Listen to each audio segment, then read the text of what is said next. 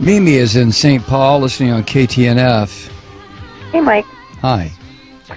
Well, I'm confused. I want to talk about Israel, and so can you even imagine any other country in the world allowing 530 rockets to fall before it took a step to defend itself?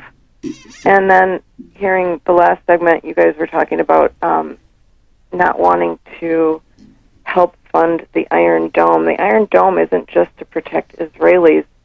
It's also so that they don't have to fire back and cause casualties in these areas of the Gaza Strip where the population is so densely populated.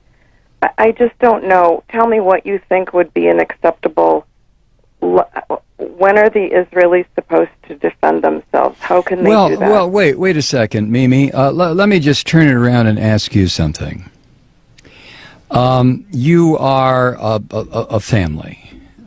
You have lived in St. Paul, Minnesota for your family and your antecedents for probably, let's say, 100 years. And all of a sudden, I show up on your doorstep, literally on your doorstep. And I say to you, Mimi, get out of this house. This is my house. Let me tell you why it's my house. It's my house because my religion says it's my house. Now get out. Now, I happen to be standing on your doorstep with a gun pointed at your head and at Wait, your... who are you? No, hold on. No, I listen to you. You listen to me. I don't know which side you're talking for, but okay. All right, Mimi, I'm going to put you on hold so you can go ahead and interrupt if you want to. But I'm standing on your front porch, and I order you and your family out of your house. And I tell you that it's my house, not your house. And the reason it's my house and my block and my neighborhood is because my religious belief says it's mine. And you sit there and you say, well, no. What are you talking about? We've been here 100 years. I'm sorry. Get out, Mimi. So you leave. And the reason you leave is because you know if you don't, I'm going to blow up your house and probably blow up your family. So you leave. And you move down the street.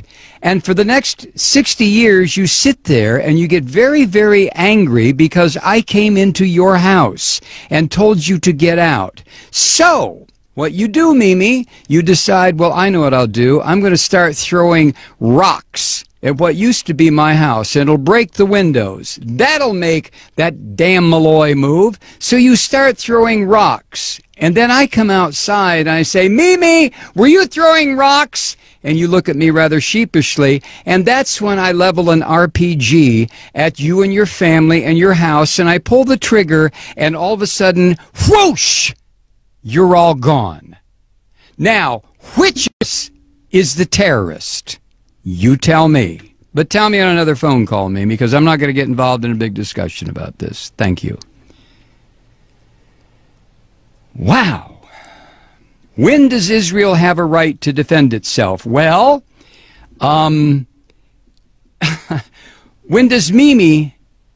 do I have a right to defend myself? I came in and took Mimi's house. So if Mimi attacks me, who's going to say, well, Malloy, you have a right to defend yourself because Mimi's attacking you? And somebody else will say, yeah, but you took Mimi's house. Yeah, but, you know, possession is 9/10 of the law. Nah, possession is 99.9% of the law. And besides, God gave me this land. What the hell is Mimi doing on it? All I had to do was come here and remind her, Mimi, get out. God gave this land to me. Now, if Mimi doesn't like that, she can go live in the little ghettoized area that I've set up for her near the Mississippi River in St. Paul, where there's bad electricity, bad water, the fish are no good to eat, and Mimi can stay there until hell freezes over. Or Mimi can throw rocks at my house. Used to be her house. In which case, I will level a couple of grenades at her. So the question, Mimi, is not, when do I have a right to defend myself? I stole your house. I stole your neighborhood. I stole your friend's house. I stole your friend's house. I stole the corner grocery store. I took it all. When do I have a right to defend myself?